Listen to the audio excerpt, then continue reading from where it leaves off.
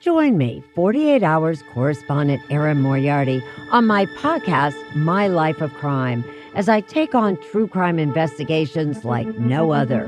This season, I'm looking into the labyrinth of crime and secrets within families. I'm cutting straight to the evidence and talking to the people directly involved, including investigators and the families of victims. Listen to My Life of Crime with Erin Moriarty wherever you get your podcasts. Inspired by the life of the savvy and ambitious Colombian businesswoman Griselda Blanco comes a new Netflix original limited series. Griselda tells the story of a devoted mother who, with her lethal blend of charm and relentless savagery, creates one of the most powerful cartels in history. Witness Sofia Vergara's captivating transformation into the godmother of the underworld. Griselda, streaming January 25th, only on Netflix.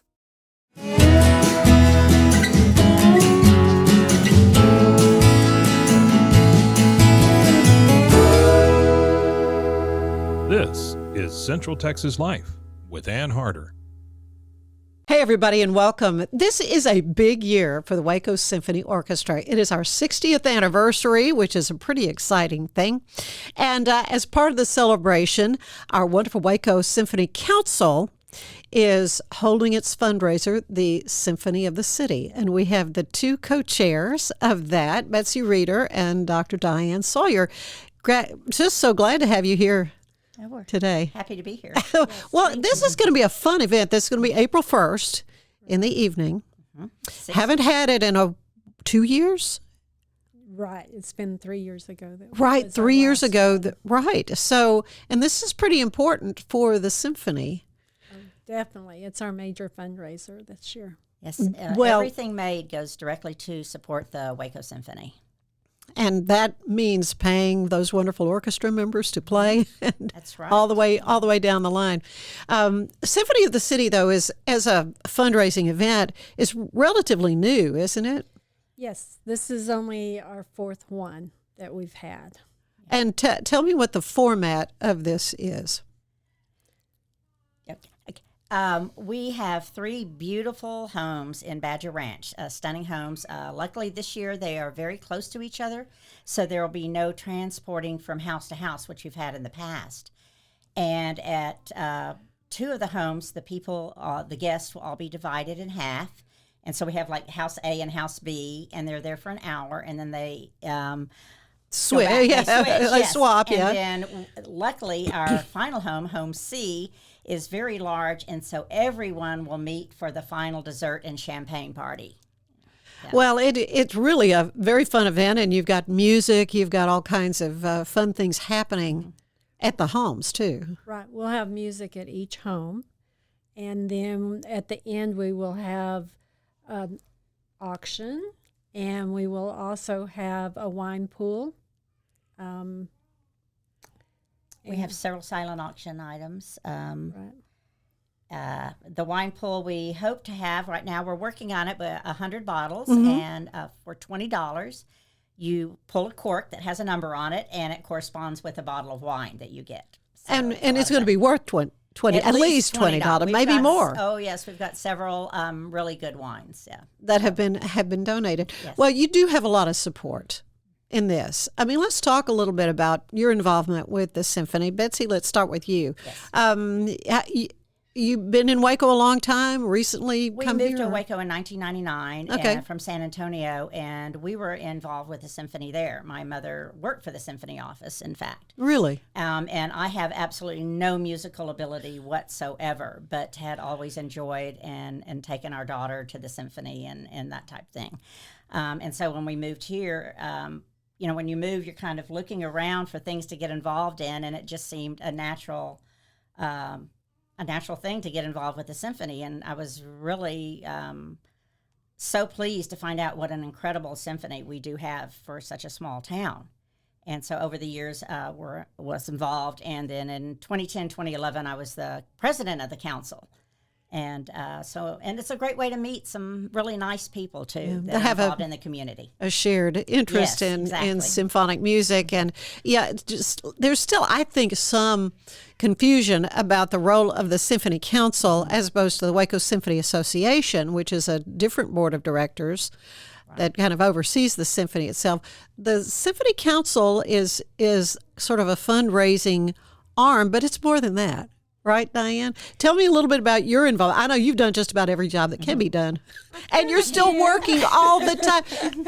Dr. Sawyer, I have to publicly thank you for the hours you have spent at the symphony office helping out, because there's just so much going on, and they rely so much on your institutional knowledge because you've been involved with the symphony for a while. I've been around a while, yes. And so, yes, I have that institutional knowledge for being around. But this is an unusual year. And we have lots and lots of things going on, and I'm more than happy to try to help out. Well, it's been wonderful to. Anytime I'm down there, you're down there. You've been down there working and helping our wonderful executive director, Carolyn Bess, with what she's doing. She's been on the job a little over a year, so she's kind of been learning the ropes as well. I keep saying full disclosure, if you didn't already know, I'm president of the Symphony Association board, and it has been a remarkable year, but a lot of fun in what all is going on.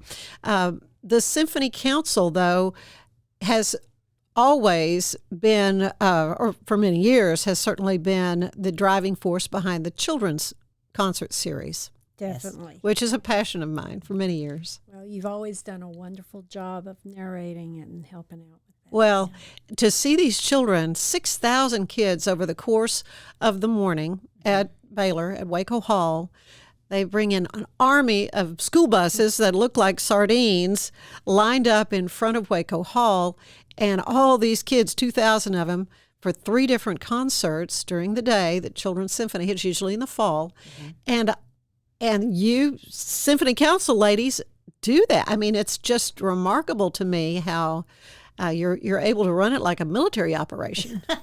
It's one of our favorite things, and that's one of the things that I was so impressed with when I first moved here. And just to see, I think they're 4th and 5th graders, or 3rd they and are 4th? the 4th and 5th, yeah. The looks on their faces when they come into Waco Hall, I mean, they are in awe, because most of them have never been in a facility like that. Yeah. And then seeing them hear music, because to them music came from a radio or an iPhone or whatever, but not from a person. And you can just see the excitement in their eyes and how much they enjoy it. So I think it's an incredible outreach. Well, it is. And from my vantage point on stage, watching these kids file in, I mean, every year I take pictures of them. They're coming in. We're about to start. And there is that excitement to see the beauty of Waco Hall. I was a 4th grader before I'd ever walked into Waco Hall for Children's Symphony. So but that first strain of music comes out of the orchestra, Baylor Symphony Orchestra students that provide the music for that. The kids will literally jump in their seats because they've never heard anything like it. And some will be conducting, and some will be sleeping, and some, it just depends on what time of the day. The one right after lunch, they can be a little bit of a sleepy crowd. But I said, it's funny. It kind of looks like the audience at an adult symphony concert. Some will be. But it is, I think it's probably one of the most important outreaches that we do. I agree. Because I hope that there's some future musicians in that crowd.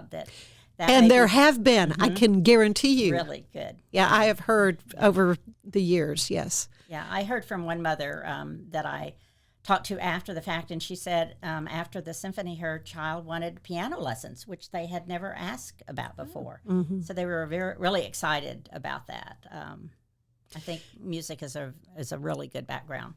Well, as a physician, as a scientist, Dr. Sawyer, I'm sure you understand how important music education is for kids. Oh, it is so very important. It adds so much to their other subjects. Math and music are very much interrelated, and I think all the arts will help with that. Oh, absolutely.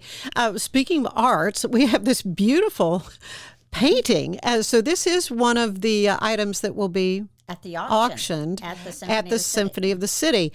Tell me a little bit about the artist. It's just stunning. This is an artwork by Beth Bame, and she just recently took up art in the last couple of years. I think it was a COVID and being locked in the house thing.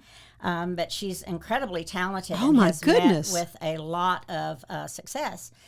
She recently had an exhibition over at the Waco Art Center in the small room. And so we're very excited. I'm thrilled with Beth for donating this for our event. It's a beautiful piece. Well, at the last Symphony of the City I was able to attend, Mike and I were able to buy Trish Brinley's painting that she had donated to be auctioned, and we have enjoyed it so much. And the whole event, though, is just very lighthearted and just visit with friends, make new friends. I mean, it's a very casual. People can be super dressed up. I mean, a lot of folks want to know, how do I dress? Right. This year we put business attire because we thought the cocktail attire may be a little intimidating to some people. And so we felt like business attire is like, obviously not jeans and a T-shirt. You want to be a little bit nicer. Some of the ladies, I think, probably will have a little glitter on, and that's quite all right. So we just want you there. Yeah, anymore if you say church clothes, I mean, people wear everything to church. Right, you can't even say church clothes. That's so true. That's a little more casual than most. But another really big function of what Symphony Council does is the Bells and Brass program. So let's talk about that. Okay. Dianne? Well, that's another great program that involves our sophomores and juniors. We have sophomore bells and junior bells, and then we also have the junior brass. Which are the males. So the brass are the guys, the bells, Bells, like Right. symphony bell, yeah. And this is an opportunity for them to learn about the symphony, also to learn etiquette. They have a class for that, music appreciation, and they usually have a team leadership part of the program. Usually also. out at the Baylor Ropes course. So it kind of it's that's usually at the very beginning, because since we have kids are coming from different schools, it's a wonderful way to get them to interact and kind of not be so standoffish with each other. Yeah. Well, and they do kind of develop then friendships through that because it's students from all over, not just one school. Right. So how many different schools do you know? Or I'm asking you, I know Bells and Brass isn't your thing, but. I think we have 6 or 7 Yes. schools usually represented. Yeah, that's great. And it reaches out to Lorena. We've had some young people from West in the past. Mm-hmm. So it's not just Waco ISD and Midway and Vanguard. It actually definitely goes out to the other areas surrounding. Now, what they've done in the past, and this is going to be totally different for Symphony Bells presentation. Right. Of course, the students work as ushers for all of the concerts, right? Yes, they do. I mean, we kind of put them to work. But for the presentation, the girls would have these beautiful ball gowns, antebellum ball gowns. And, of course, the guys are in their tuxedos. And they would come out and be introduced and take the bow, like a debutante sort of presentation. Got to be different this year. That's right. We are separating it from the symphony, and so they will be presented at Midway High School, and then they have a stage, and it'll be a performing arts center. Performing arts center. Okay, and then they will have a gala after that. So a totally separate party. Exactly. Yeah, in the past, of course, the bells and brass were presented either at the intermission, we did that for a while, and then after a concert, and we had done that. And we just felt like they needed more attention and make it a more exclusive thing for just them. Well, and what had been happening was the music portion of that concert was shortened. Exactly. And this is also a year that we are replacing Stephen Hyde as our music director conductor, and one of our candidates, Wesley Schultz, will be the conductor for that concert that would have been the Bells and Brass concert, and And it would have given him short shrift to not have a full concert to get to It would conduct. have been unfair to him and everyone that's also kind of judging him too. Right. To not get the full Get the full concert experience without, and I mean, I love seeing the bells presented. I love seeing the guys, and it's just so funny. And some of them are really, particularly the guys, because I had a son that was a brass, and I remember how that whole experience was. But you can look and see some of these guys, they're not really into this. Like that one, he looks like he'd rather be anywhere but here.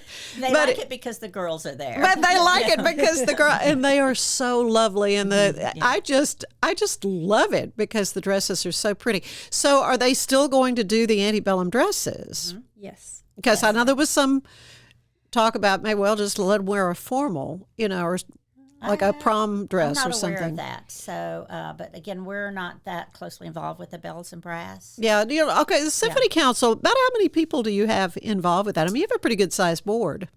Well, the board is probably about 20 people. The council itself is around 300 members. Mm-hmm. And we're lucky this year. We're going to use some of the sophomore bells to help us with the Symphony of the City. Yes. They are going to be at the homes. Good. To kind of guide people through the homes. Mm-hmm. Mm-hmm. Excellent. I mean, that's just a great opportunity for them to learn service, and get some of those important service hours in, and something that looks good on their resume. I mean, it's part of it. Not only that, I think it's such a good experience for the young people to interact as an adult themselves. Yeah. They're not being taught treated like teenagers or whatever.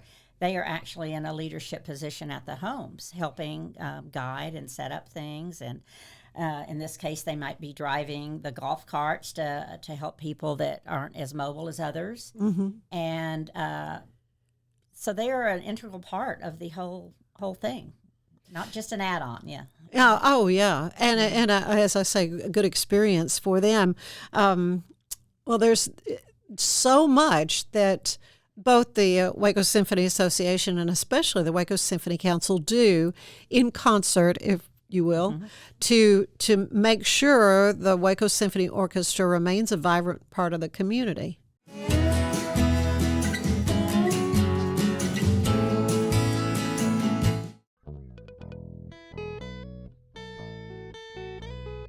Hi, this is Sarah. And I'm Carter. And this is Some of Our Thoughts. We're two Southern sommeliers, and we want to share everything we love and know about wine. We started hanging out during quarantine and cooking and drinking and listening to music, and we just thought this would be a great way to bring everything we know to you guys. We will make wine knowledge and food pairings easy and approachable. So put on your favorite vinyl, grab your favorite glass of wine, tune into our show, and let's have some fun. Wine and vinyl. So check us out on roguemedianetwork.com or wherever you get your favorite podcast. We'll be talking about a lot.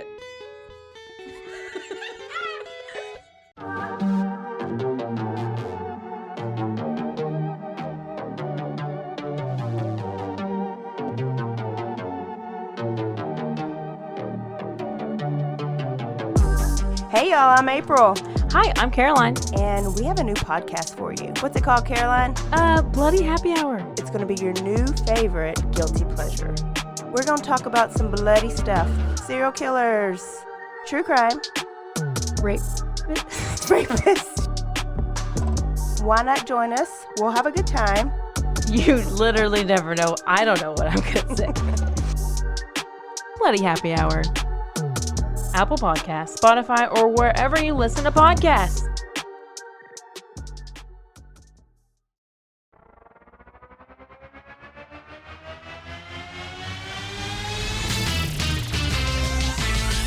Frozen heroes. Gonna tell you about frozen heroes. Gonna tell you about. Hey, I'm Zach. And I'm Mike. And we have a fantastic new podcast to tell you about. Bros, Foes, and Heroes. It's the two of us looking into the world of comics, breaking down some characters that you may have never heard of, and some that are just absolutely ridiculous. Yeah, so Zach comes up with a character each time, and I go into it just completely blind. I don't know who this person is or what their abilities are or anything, and basically I guess we kind of go over their origin story and just some of the ridiculous stuff that maybe, especially Golden Age stuff. Oh, Golden Age stuff is always the best, and we will make sure to highlight all of the shenanigans and just absolute weirdness of everything. Yeah, that's right. So subscribe today and follow us on Instagram at Bros Heroes. And if you don't, I know where you live. Not really, but please subscribe. Bros and heroes.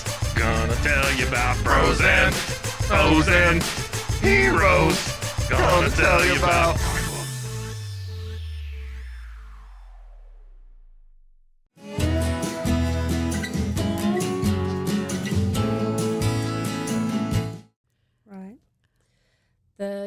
As you were talking about earlier, the council is kind of the fundraising part and also a lot of the volunteer part for the orchestra, and because we want it to survive.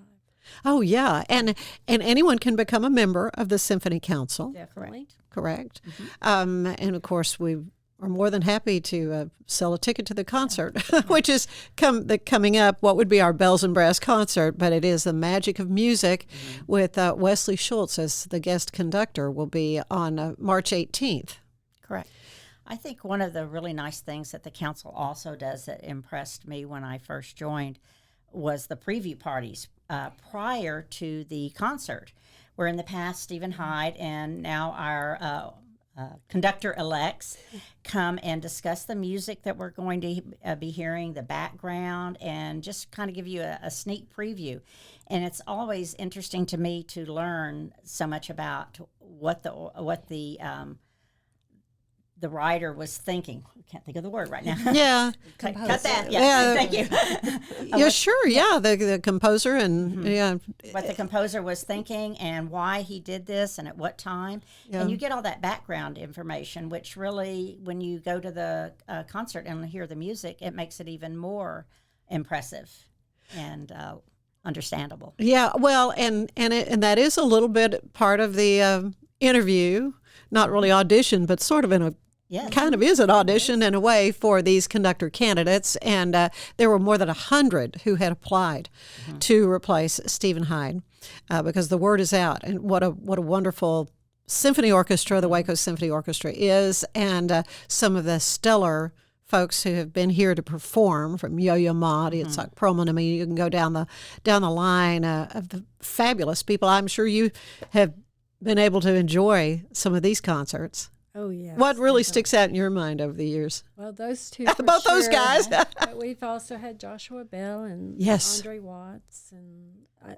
there's Henry Mancini. I remember seeing that concert as well. Olga Kern, an incredible Russian pianist that had won the.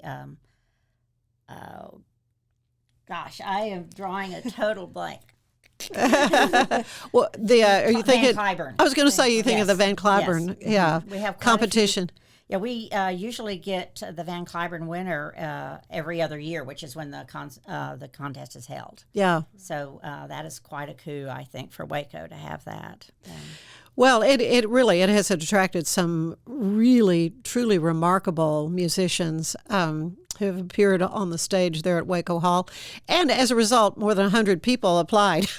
And that was narrowed down to 4 with a couple of alternates. And it's going to be a long process because we've just had 2. We'll have 2 this spring and then 2 more finalists next fall. So it'll be next fall before a successor to Stephen Hyde will be named. But it'll be wonderful to go through the process of meeting these great musicians. In fact, next week I'll be visiting with Wesley Schultz on this podcast to have a chance to get a little more insight into his experience, what he expects, what he hopes to bring to the Waco Symphony Orchestra. But yeah, it's going to be a great concert. That is March 18th. Now, the Bells and Brass presentation will be March 25th. And I guess the public is invited. I mean, you can go on to your, how do you buy a ticket for these things? WacoSymphonyCouncil.com and just click on the Bells and Brass link.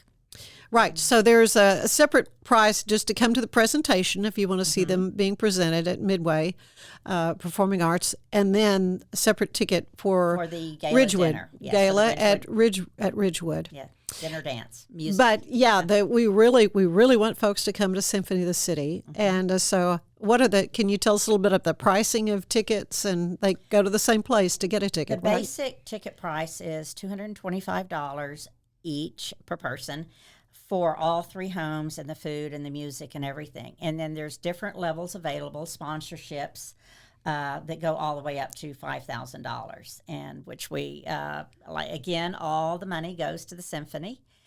The homes that have been volunteered, these people are so nice to let strangers tromp through their homes. But we've got 3 beautiful homes that are decorated very differently and very unique. And so it's just a wonderful opportunity to get ideas for your own home or just to see what's going on in Waco with some of the houses, too. Well, speaking of houses, I know in the past the symphony has had a symphony house. Yeah. I guess you've been involved with that, too. I have. You probably chaired it. Co-chair, but there we go. It was just a guess on my part. But I can remember, it's been several years. I don't know. 2013 or 14 was our last. The last one. Yes. Well, but what a wonderful fundraiser that was for the symphony. It was a lot of work. And because the Symphony Show House was open for 2 weeks, it took an incredible amount of volunteers. Yeah. And you had to man. Yeah, we even had a tea house at one I point. remember, yes. And all of that coordination. And it's hard to get people that are free. You know, so many people do work outside the home. And to get the volunteers. And so it just was becoming more and more difficult to run. Yeah, but what a wonderful thing. And I know other major symphonies across the U.S. do this same kind of fundraiser. You had a builder who, came on board, and then different decorators around the city would take a room, and it was a lot of fun. Oh, it was. We had some wonderful parties. Oh, yeah. So, but in the meantime, Symphony of the City is the major fundraiser for the Waco Symphony Council. And again, so many thanks to you both for all you're doing to help make this a success and to maintain the health and vibrancy of the Waco Symphony Orchestra.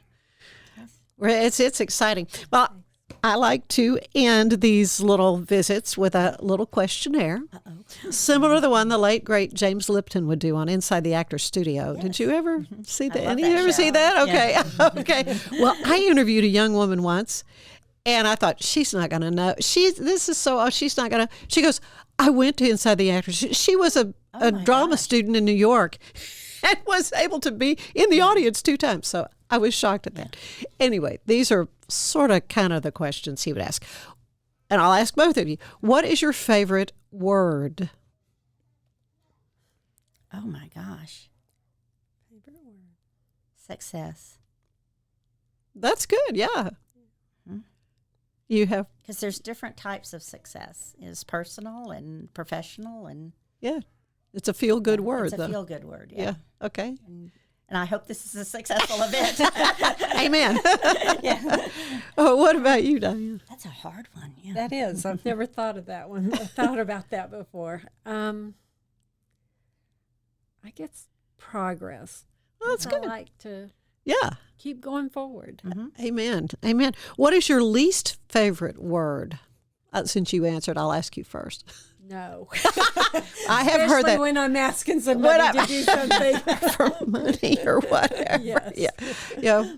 I have to agree with Dianne. Okay. No is it's negative, obviously, but then it's like it stops you, and you can't move forward from that. Mm-hmm. It's just not good. Mm-hmm. Yeah. What turns you on creatively, spiritually, or emotionally? Nature. Yeah. Mm-hmm. Yeah. I just really feel when we've been outdoors or out hiking or on vacations, just seeing the incredible world around us and the creations that God made for us. Yeah. And I will agree with that one. Okay. Because I grew up in the mountains. And so Where? Taos, New Mexico. And Taos, really? Okay, I didn't know that about and you. So to me, nature's Yeah. inspiring and beautiful and fills me up. Yeah. Oh, yeah. New Mexico is amazing. What turns you off creatively or emotionally or spiritually? fatigue. Yeah. Just sometimes you just get so tired you just feel like you have to shut down for a while. I think it's very similar to negativity. Yeah. Yeah, I feel like I just, it wears you out, it shuts you down. And as I've gotten older, I find I try to avoid negativity more than ever, whether it be people or surroundings or that type thing. Yeah, well said. What sound do you love the most? Birds. Oh, okay. Oh gosh. Then where do we get along? I know. Good thing our co-chairs are so in sync with one another. Just being, again, it's with the outdoors. Yeah. Just listening to the sounds and the birds and everything. I really enjoy that. Sometimes I'll play music, whether it's jazz music or whatever, and I'll have birds sing. I thought, well, they're just sort of chiming right in, or if it's spa music, whatever, and my birds outside kind of help with the soundtrack. What sound do you hate? I'll ask you that, Dianne.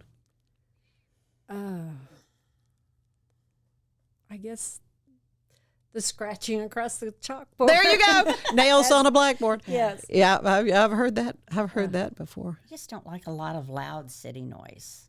Mm-hmm. Like when you're in New York and all the cacophony from the honking and the people talking in the cars. Yeah. Just a little overwhelming, I think. Yeah, we moved years ago, right after we were married. We lived in Houston and then moved to Lorena. And you could hear cows mooing, and it really was amazing. I did not realize how much noise I had been living with until I was really around quiet. And that can have an effect on you physically, for sure. Part of going and being in nature, it helps reset your meters or whatever. Yeah. And Oh no, it does for sure. I didn't even ask you, what profession did you do before? I mean, I know what Dr. Sawyer was a gynecologist, obstetrician, and I also worked for the public health department in San Antonio, Texas. Oh my for goodness, several years. And then when we moved to Waco, I elected not to work. My daughter was 5 at the time. But she years ago was having to fill out, I think, a college application when it said mother's employer. She said, "I'm not going to put you're a housewife," and because you're never home. And so she said, "Professional volunteer." There you go. And so that's what I am now, a professional volunteer. Very poorly paid, but poorly paid, but it's a lot of feel good. Yeah, you meet a lot of great people. Yeah. Okay, again, a renowned obstetrician gynecologist. I have a friend who is your patient, and she literally went into mourning when you. When you retired, what am I going to do? What am I going to do? But I know. So you birthed a lot of babies, as they say. That was a lot of fun. I did enjoy interacting with my patients. Yeah, and there at that special moment. Oh my goodness! But what other profession would you like to have tried, Dr. Sawyer? Well, of course, I was growing up, thought about being a veterinarian, and also was thinking about physical therapists. Mm-hmm. So it was always in the physical, hand-on medical. Yeah, I think so. Good. Okay. What about you, Betsy? I think, gosh, this is a hard one because I love music, but I have absolutely zero music talent, but I certainly appreciate those that do. But I love architecture. And when we travel, I end up taking pictures of bricks and buildings and just angles. I'm just really fascinated by how people could think that and put it together, especially in some old right. Ancient peoples were able to do. And you think, how did they do that? So I have tons or thousands of pictures of doorways and chimneys and different things like that. Oh, It's that's really cool. strange, yes. Yeah, that's funny. What job do you know you would not want to do? And I have had some people say, I would never want to be a doctor. But I appreciate them. I'm glad they're there, but I could never do that. So you've been that. So what do you know you just would not want to do? Yeah, I'm not sure that there is one that Really? I'd say that absolutely not. Okay.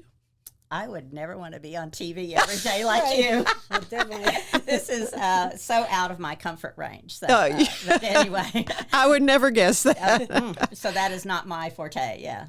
Well, some people say fear of public speaking is the biggest fear Oh yes. that they have. But you guys have been amazing. So one last question. What do you want to hear God say when you arrive at the pearly gates? Welcome. We've been waiting for you. That's the best answer I can think of. But yes. Well done to you both as well for your work with the Waco Symphony Council. And again, that website so they can go and buy tickets to Symphony of the City for April 1st. Yes. Waco Symphony Council.com, all one word. And there's information there. Buy tickets. You can also send a message to either Dianne or I through that website, and we can answer any questions you might have. Yeah, it's going to be a great event. Look forward to seeing a lot of you out there as well. Thank you, Dr. Dianne Sawyer, Betsy Reeder, and thank you for being with us. Join us again for Central Texas Life, the podcast. Bye-bye. Central Texas Life with Ann Harder is part of the Rogue Media family. Be sure to check out our other shows at roguemedianetwork.com. Please rate this show 5 stars on iTunes, Spotify, YouTube, or anywhere you get your podcasts. Join us again soon for more Central Texas Life with Ann Harder.